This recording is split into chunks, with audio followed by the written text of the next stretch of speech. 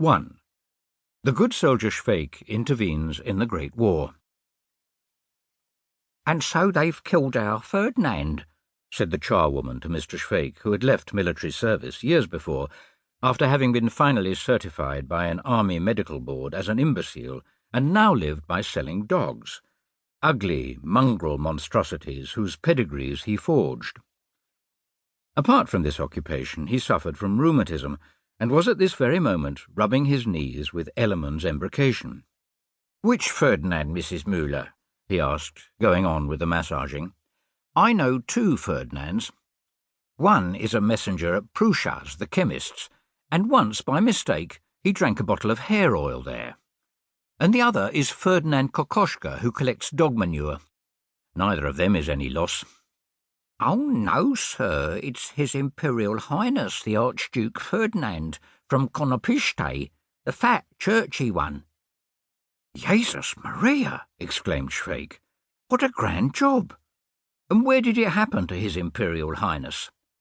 "They bumped him off at Sarajevo, sir, with the revolver, you know. He drove there in a car with his Archduchess." "Well, there you have it, Mrs. Müller, in a car. Yes, of course, a gentleman like him can afford it, but he never imagines that a drive like that might finish up badly. And at Sarajevo into the bargain.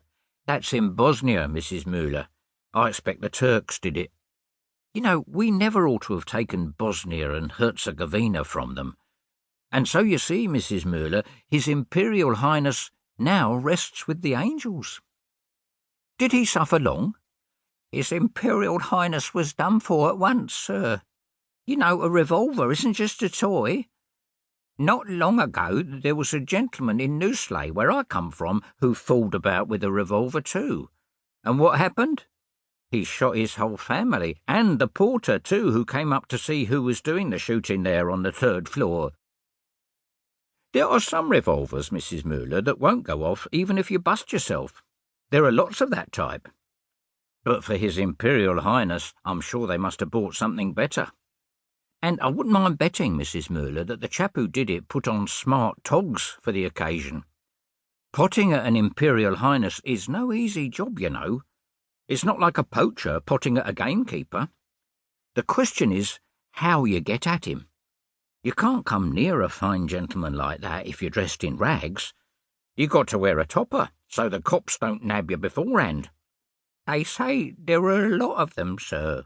"Well, of course, Mrs. Müller," said Svejk, finishing massaging his knees. "If you wanted to kill His Imperial Highness, or for that matter even His Imperial Majesty the Emperor, you'd certainly need advice. Several heads are wiser than one.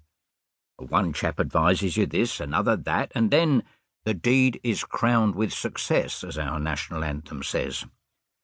The main thing is to watch out for the moment when a gentleman like that rides past.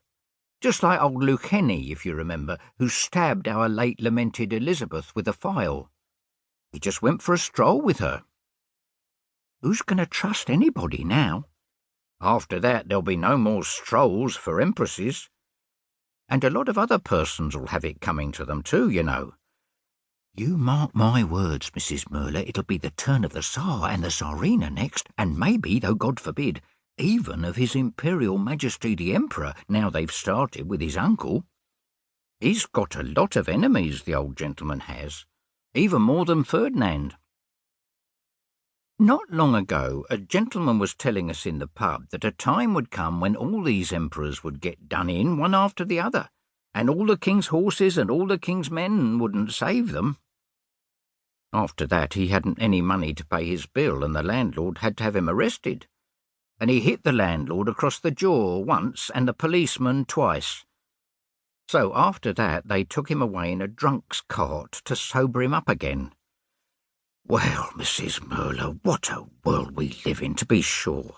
What a loss for Austria again.